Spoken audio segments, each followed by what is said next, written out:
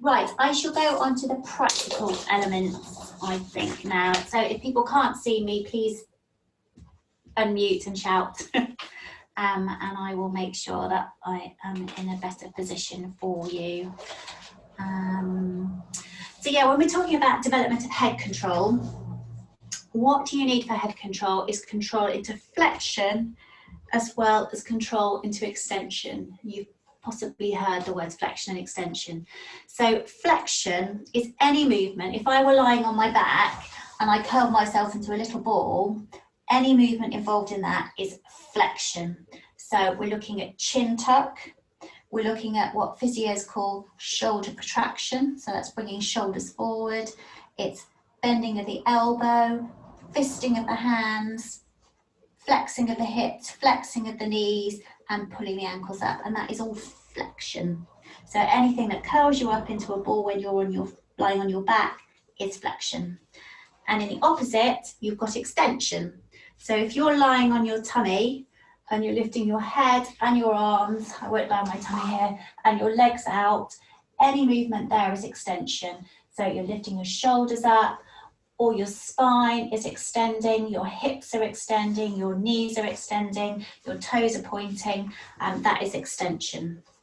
So for a child to get good head control, they need to have control of flexion and extension around the head in order to maintain a midline position. So you might see children who have got poor head control, they sort of bob in and out of flexion and extension because they can't get the two to work together.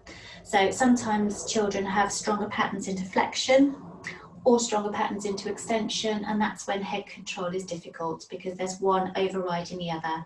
So once flexion and extension can work together, then you can get that head control at midline head position. And so that's what we're talking about.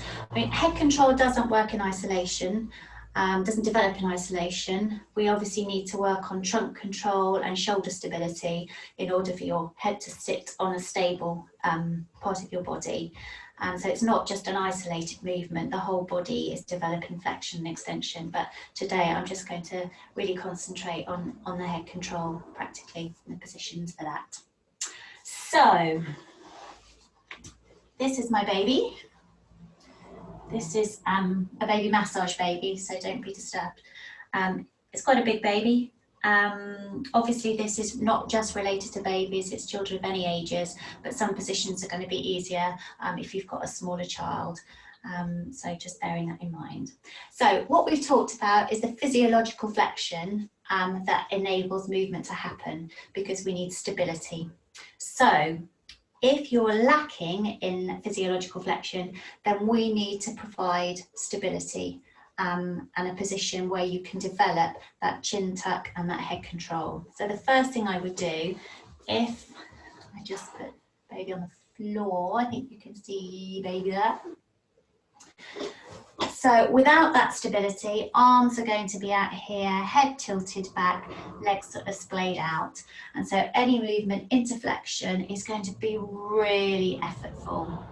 So what I suggest, one of the best pieces of equipment I have got for children working with head control is a V cushion. I couldn't recommend it more, and you can carry on using it up into the later stages of development for many things as well. So a V cushion is fantastic. So what I will do initially is what we call nesting. So I hope you can see here. So just bringing this cushion just to incline the baby a little bit, providing a little bit of chin tuck. You can also use a pillow behind the V cushion just to get even more chin tuck and flexion. Just by doing that, you are bringing the shoulders into what we call protraction. So rather than retracted back, you're bringing shoulders forwards. And as soon as you do that, you're bringing baby's arms to midline and hands together in their visual field, which is all really beneficial. Working on head control is all about midline orientation. You're trying to get hands together, head in the middle, bimanual skills, working on all of those things in this position. So just by having a V cushion and the cushion behind, you've got a nice position there. You might find for babies who have got quite a high tone, who might tend to push back a bit, you can just put a little, actually, use here, I've just got a rolled up towel, or you can use a small cushion just under the knees, just to provide a little bit of flexion there, little flexion at the knees, so the baby is nested. If they need even more support than that, what I tend to do is bring the pelvis into it, because what we want to see is a tucked under pelvis. So your pelvis is obviously this big unit in the middle that attaches the top of your body to your legs, a midline pelvis, or you can have an anterior tilted pelvis, which is that position, or a posteriorly tilted pelvis, which I hope you can see is that position. So when we're talking about developing flexion, thinking of a baby on its back, the pelvis will come into a posteriorly tilted position, will come up. Okay, so if we need to work on that posterior tilting of the pelvis, we need to bring that part of the body up. So this is where I would come around. I hope you can see this. So I'm bringing these little knees and feet. You can do it with a fairly big child in this position. I work with 9-year-olds in this position as well. Obviously legs are going down here, and I can use towels and things to support them and to move them if I can't get them myself. But this is a lovely position to work on flexion. And if you've got a baby that's really pushing into extension and not using that flexion which you want to develop, you can just really nest them up. Get as many cushions as you can, getting that bend in the middle, so feet up, getting almost a V shape, so you're getting loads of flexion, allowing the hands to come together, allowing the neck flexion, knees.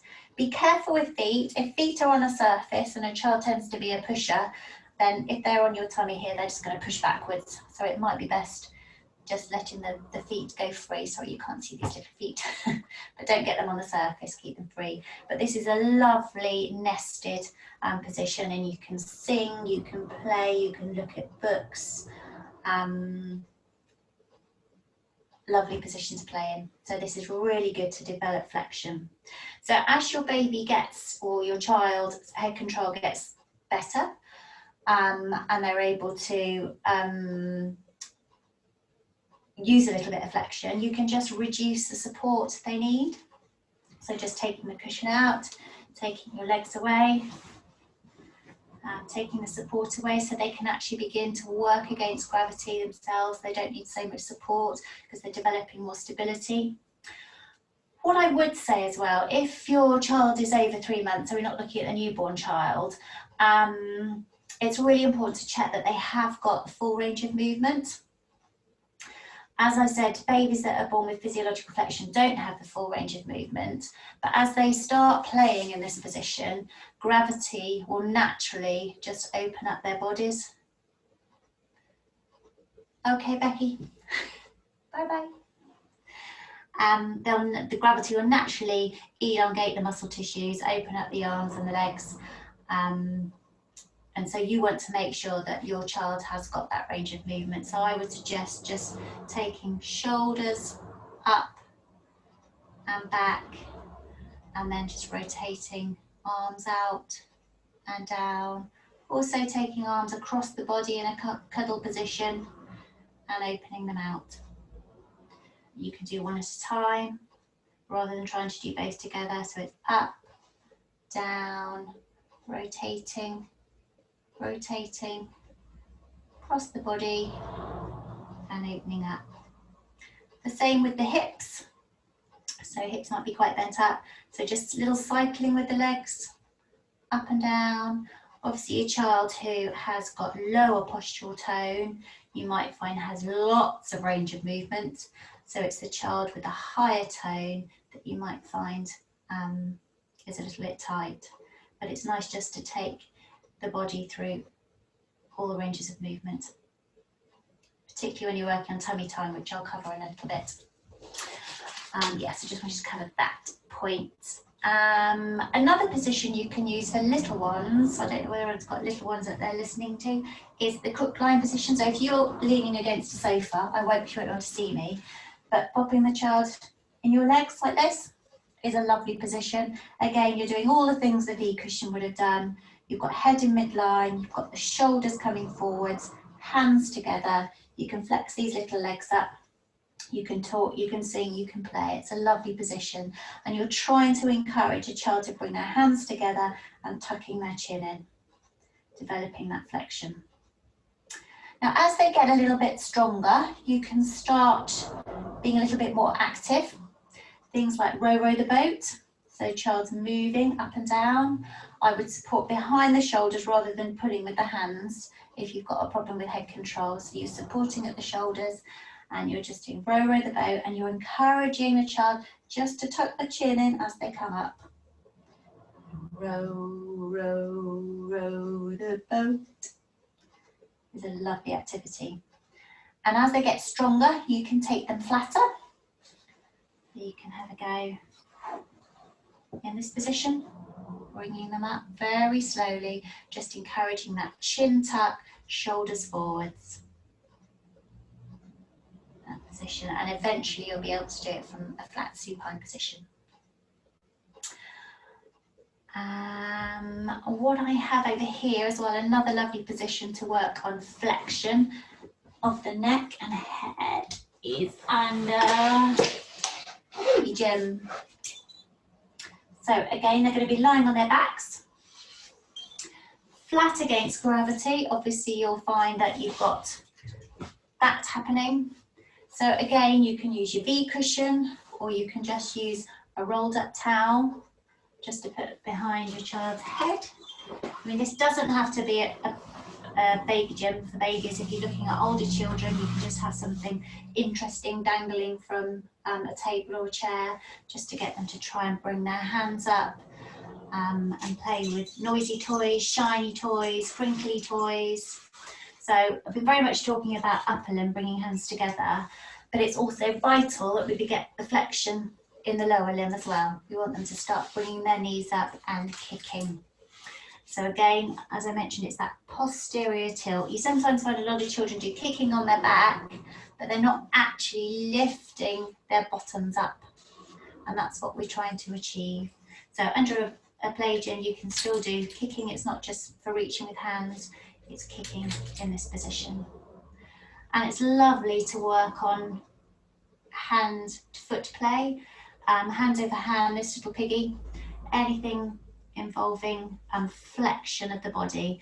So the child will be lifting their head up to look at what's happening, using their tummy muscles, using their hip flexors, bring their arms forward. So hand to toe play is really important. You can also buy little bands with bells on and things to go around ankles and wrists, which can be stimulating, and try and get that flexion that you're trying to achieve there. Okay, just to mention briefly, your pelvis is a really stable, chunky lump of bone. So your legs sit in a really nice, solid block, if you like. So you've got the top of your leg bone sits in your pelvis, and it's a nice stable joint. So when you learn to stand, you've got quite a lot of stability. However, in your shoulder joint, there is very little stability. So your shoulders are barely attached to the rest of your body. They rely on muscles and other tissues to stabilize. So if you haven't got great tone, then it's very difficult to get stability around your shoulders. So you'll find when babies first, or children are bringing their arms up who haven't got great stability, there'll be lots of jerky movements and waving movements, because they are relying on that muscle tone to be able to bring their hands together, to be able to coordinate and provide stability is down to the muscles. So that's why it's so difficult to learn that upper body movement, because there's not a lot of stability going on there. So it's just a by the by. Another position we can work it is to develop head control, and that flexor activity is in the bouncy chair, because the bouncy chair does create a nice bit of flexion. And if you need to increase the flexion at all, oh, can you see? You need to increase the flexion, you can just bring a towel, rolled up towel here, again, maybe a cushion under there, but the bouncy chair can be a nice position to work on that flexion. It's just better than being flat on the floor. It just raises you up, raises the child up a little bit, so they're not having to work so hard against gravity, and they're more likely to engage those flexor muscles. So that's another nice one to do. Just very briefly as well, another lovely position, just talking about early development, is side lying. Physios love side lying. You can see a side lying position here. So if you're finding it difficult to bring your arms together because of gravity when you're lying on your back, if you lie on your side, your arms are naturally coming to the midline, and your head is naturally being held in the midline. So it's not working on the flexion and extension, but if you have got difficulty with head control, then the side lying is a beautiful midline position to play in. So we really like, for early development, side lying is lovely if your child has difficulty with movement. Again, the V cushion can be worked nicely just to give a little bit of support under the head, and you can put the bottom of the cushion between the legs just to keep that hip in line, so it's not falling over here. You can just keep everything in line. So that is a nice, lovely position for early development. Just to bring that one in. Excellent. So I think that covers all the positions for flexion, working on chin tuck. So now we want to think about extension. Now, extension basically means tummy lying, and I know a lot of children hate tummy lying because it's hard work. And if you've got a child who has slightly low postural tone, then tummy lying is not going to be tolerated particularly well. But unfortunately, it is a physio firm favourite because it helps so many areas of motor development, and it is something that really needs to be encouraged. When babies are first born, I talk about the physiological flexion, their spines are really curved. They have C-shaped curved spines, whereas an adult spine is actually S-shaped. So you've got a curve at your neck, and then you've got a lovely another curve at your lumbar spine here. And these curves only develop if you develop strength into extension. If you remain very flexed, that C shape will never change. So it's vitally important that you do the tummy time to develop extension and to get that movement in the spine, which is so vitally important for all function. So that's just something to remember. So tummy lying, again, if you just lie a baby flat who has difficulty in tummy lying, they're not going to be happy in that position, and you'll find that their weight is quite centered forwards on their faces and their hands, and it's going to be very difficult to lift your head if you're in that position. So what we need to do is just give them something just to raise them up very slightly. So again, the lovely V cushion can be used just to raise them up. You can bring your arms forward, and then it's much easier to lift your head against gravity. If you need to be really inclined and to tolerate it, that's absolutely fine. You can put as many cushions as you like, just to get them tolerating being on their tummy at this point is fine. And you will find there's a point where they do begin to tolerate just lying on their tummy, and you just take it from there. Other positions you can use, obviously this is the little ones, not bigger ones. If you're holding this position and leaning back, that is still classed as extension development, because they are lying on their tummies. The most of the weight is on their tummies, and they will be able to learn to just bring their head up slightly. So if that's all your child tolerates to start with, that's absolutely fine. Sorry, I've just had a message come through. Yeah, so that's still classed as tummy time. You can progress that slightly by, if you're lying in bed even, have the child on your tummy and just chatting to them with them lying on your tummy. Again, you can see that that is still, the weight is still on their tummy, and that's still tummy time. It doesn't have to be flat on the floor at all. So in that position, it's still really good for extension of the head and the spine. I don't know whether any of you have got therapy balls. I didn't bring my therapy ball with me.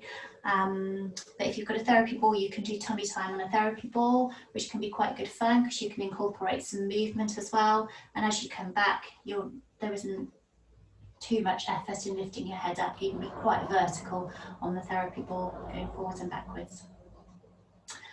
Just to say, with regards to the flexibility again, newborn babies will find it quite hard to lie on their tummy because of that fixed flexion they've got, that they have got slightly bent hips, and they won't be able to lie particularly flat. So in order to lie flat, you do need to have full extension at your hips and be able to get that lovely curve in your spine. So it's really important again to do those passive movements. Sorry, press a button here.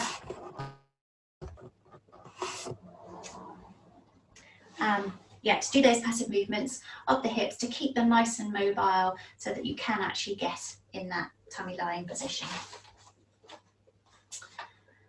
Any other positions? This one that I've just naturally put them in, just lying over your leg is a lovely position. That's tummy time, and you can lift your leg, lower your leg, put cushions under your leg. So as your child gets stronger and they begin to prop on their arms, then you'll be getting lovely development of the shoulder joint in this position. So as I said earlier, the shoulders are not stable, they're very floaty systems, and doing this forearm propping will begin to stimulate the muscle activity around the shoulder. So it's a really nice position to work on that shoulder stability, which in itself will help that head control. So any other positions for tummy lying? Check I've not forgotten anything. If you're lucky enough to have a wedge, I love working with a wedge actually for lots of child development, progressing through to walking. Wedges are really useful. Obviously the wedge would just act like my knee is here. But sometimes you can get them a bit higher so that the child can actually extend their arms, flat weight bearing on the floor, lifting the head up over a wedge. You can do the same on your leg, but a wedge is lovely for all sorts of different things. So if you're lucky enough to have a wedge, you can get them in all different depths and sizes, but they are a lovely piece of equipment to have, really useful. So actually, one last one, when you're holding your child. So obviously we talked about holding in this position, but also you can carry your child on their tummy in that position, and actually that's quite well tolerated even for children that do struggle with extension. So you can bring them up into side lying if it's too much, but just holding them in that position and encouraging that head lift and that hip extension can be a really nice position that's tolerated well. So lots of different ideas to try and make tummy time tolerable, because it's such an important developmental position for shoulder stability, for head extension, for all motor development. So it's something I would really encourage, but I do understand that little and often might be required, but it is very important. So I think that has been a bit of a whistle-stop tour of how to develop flexion, how to develop extension, and in essence developing head control. Next week we'll still talk a little bit, or in a fortnight, a little bit about head control, but we'll talk a little bit more about bringing the hand function in and developing head control in sitting in different positions, progressing on to rolling. So yeah, I hope that was useful. Any questions about the practical side, about equipment, about physio that I can answer in just the last few minutes we've got? Do you have a particular wedge that you recommend? Sorry, the V cushion. Do you have a particular one you recommend, or is that just like you would use for breastfeeding? Or yeah, absolutely. You can get, there are all sorts of different ones actually. There's the some are quite soft and some are quite solid. Some are very sort of moon-shaped and semicircular. I personally like this more sort of V-shaped one. rather than the sort of foamy round ones. So I'd get one that you can move about. I know Amazon do loads of them, and you can't really tell until you've got them home whether they're floppy and soft or whether they're quite foamy, but I would go for something softer rather than harder.